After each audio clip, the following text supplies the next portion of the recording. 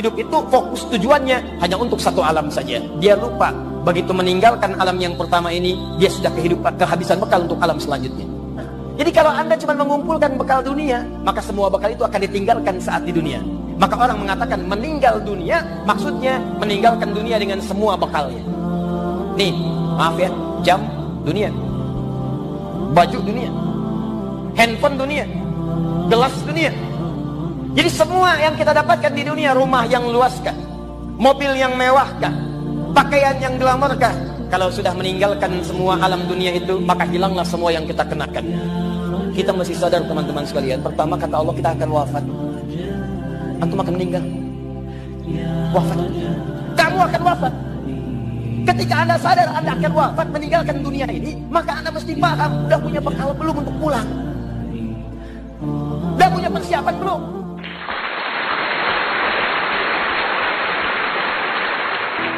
Kalau memang sudah waktunya, punya rasa, ada ketertarikan, sampaikan. Jangan banyak dipendam lama-lama. Setan bermain nanti di situ. Awas, hati-hati. Ini bukan dari sisi laki-laki saja. Memang umumnya laki-laki mencari, tapi perempuan pun suka ngintip-ngintip. Bukankah Sayyidah Khadijah memperhatikan Nabi SAW? Nabi diperhatikan Sayyidah Khadijah. Kata beliau, tolong sampaikan utusan kepada pamannya agar berkenan melamar saya. Jadi dari dua sisi itu ada, bisa berlangsung. Ada ketertarikan, ya lewat orang yang bisa lebih baik mengenal dirinya. Tanyakan bagaimana pribadinya dan sebagainya, sampaikan. Kalau diterima alhamdulillah, kalau belum ditolak masih ada peluang. Berusaha lagi, tidak sama sekali, sudah jangan nekat. Banyak mungkin yang lain yang itu hanya mengantarkan pada Anda untuk kreatif.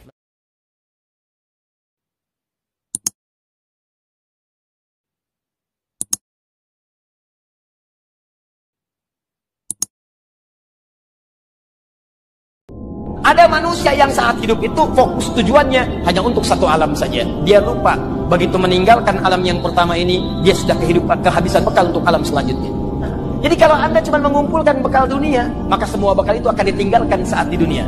Maka orang mengatakan meninggal dunia, maksudnya meninggalkan dunia dengan semua bekalnya. Nih, maaf ya, jam dunia, baju dunia, handphone dunia, gelas dunia. Jadi semua yang kita dapatkan di dunia, rumah yang luaskah, mobil yang mewahkah, pakaian yang glamourkah, kalau sudah meninggalkan semua alam dunia itu, maka hilanglah semua yang kita kenakan. Kita mesti sadar teman-teman sekalian, pertama kata Allah kita akan wafat. Antum akan meninggal. Wafat. Kamu akan wafat. Ketika Anda sadar Anda akan wafat, meninggalkan dunia ini, maka Anda mesti paham, udah punya bekal belum untuk pulang? Udah punya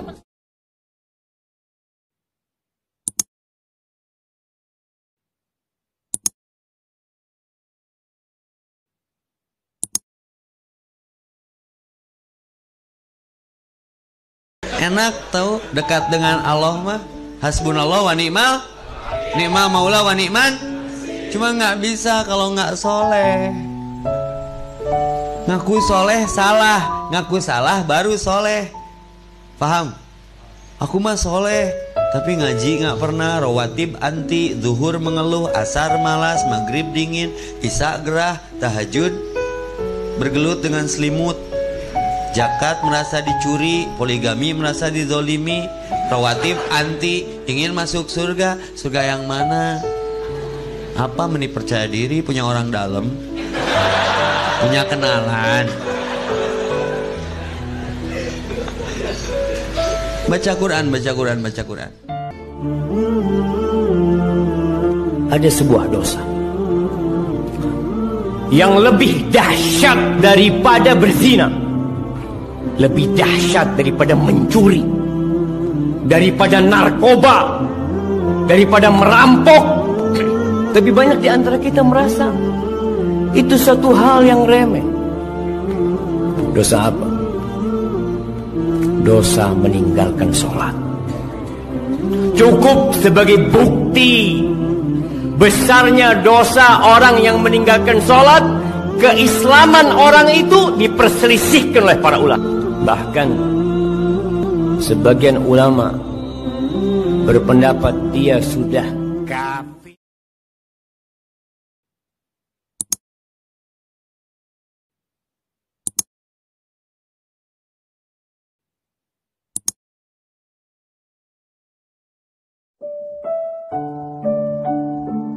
Semua orang tidak ada yang tidak punya ujian, semua diuji.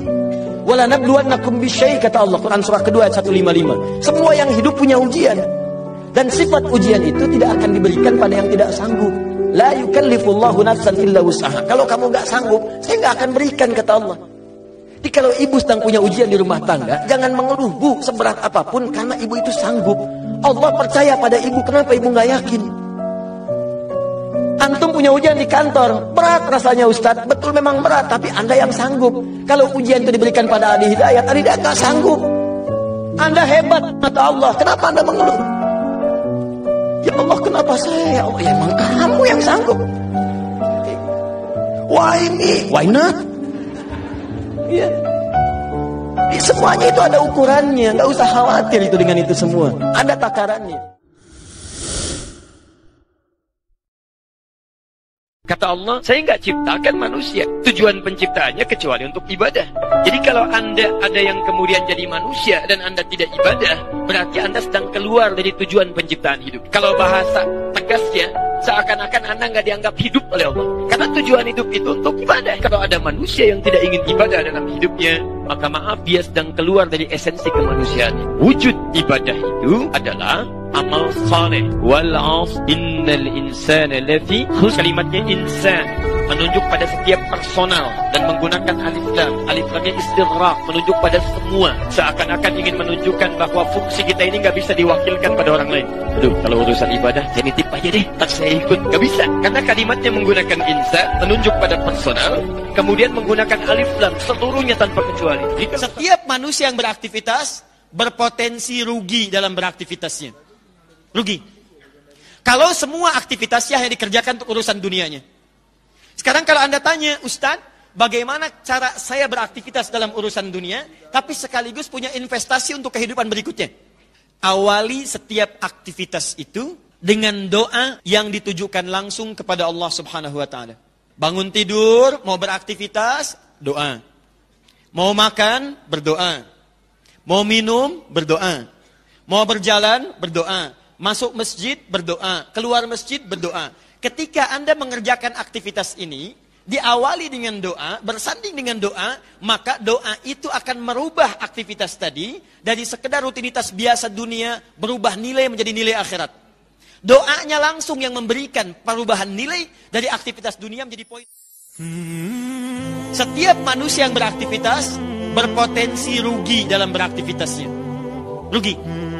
Kalau semua aktivitasnya hanya dikerjakan untuk urusan dunianya. Sekarang kalau Anda tanya, Ustadz, bagaimana cara saya beraktivitas dalam urusan dunia, tapi sekaligus punya investasi untuk kehidupan berikutnya? Awali setiap aktivitas itu dengan doa yang ditujukan langsung kepada Allah Subhanahu wa Ta'ala. Bangun tidur, mau beraktivitas, doa. Mau makan, berdoa. Mau minum, berdoa. Mau berjalan, berdoa. Masuk masjid, berdoa. Keluar masjid, berdoa. Ketika Anda mengerjakan aktivitas ini, diawali dengan doa, bersanding dengan doa, maka doa itu akan merubah aktivitas tadi, dari sekedar rutinitas biasa dunia, berubah nilai menjadi nilai akhirat. Doanya langsung yang memberikan perubahan nilai. Kata Nabi, kullu ummat yadkhulunal jannah. Setiap umatku pasti masuk surga. Illa man aba, kecuali yang tidak pengen. Jadi kalau ada yang mengaku umatnya Nabi Muhammad tidak masuk surga, bukan karena nggak layak masuk surga, cuman dia nggak pengen. Karena itu segala perbuatan yang menjauhkan kita dari surga segala evaluasi. Ayo cepat kembali kepada Allah. Kembali kepada jalan yang sesuai dengan petunjuk Allah disebut dengan taubah. Maka Allah tawarkan kepada kita, kamu punya masalah apa sih? Duhai hambaku, kesalahan kamu bertambah banyak, aku berikan kesempatan untuk aku hapuskan keseluruhannya.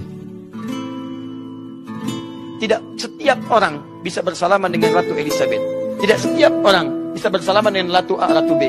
Kenapa? Karena dia ratu. Ketika seorang akan bersalaman, harus melalui prosedur yang sangat ketat. Dalam Islam, setiap perempuan beriman, dialah ratu yang sesungguhnya. Karena ratu, dia tidak boleh disentuh, kecuali orang yang berhak dan sudah mengalami prosedur untuk menyentuh ratu yang dimaksudkan. Jadi kalau nanti ibu misalnya, atau akhwat-akhwat sekalian, ada dalam satu komunitas tiba-tiba seorang laki-laki nyosor pengen salaman, katakan, saya ratu, Anda siapa? Masya Allah. Lalu dia katakan, saya raja. Misalnya, baik, tapi raja yang belum melewati prosedur. Ada peluang pekerjaan, kejar. Ada peluang materi, kejar. Kenapa akhirat yang ada peluang surga Anda di situ nggak Anda kejar? Bukankah tengah malam itu ada peluang untuk menjemput surga dengan tahajud?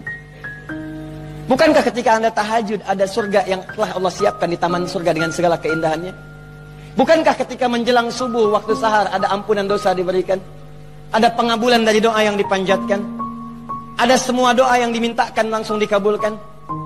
Bukankah istighfar Anda akan memberikan apa yang Anda harapkan seketika Allah kabulkan pada saat itu? Kenapa tidak Anda kejar? Bukankah 2 rakaat sebelum subuh Allah akan berikan lebih daripada dunia dan seisinya? Bukankah duha itu menghilangkan dari musibah yang kita akan hadapi di hari itu? Bukankah sedekah melipat gandakan apa yang kita telah dapatkan? Kenapa tidak Anda kejar? Duhai Anda yang merindukan surga, jangan cuma dirindukan, karena semua orang pun merindukannya. Surga itu tidak dimasuki dengan kerinduan. Surga hanya bisa dimasuki dengan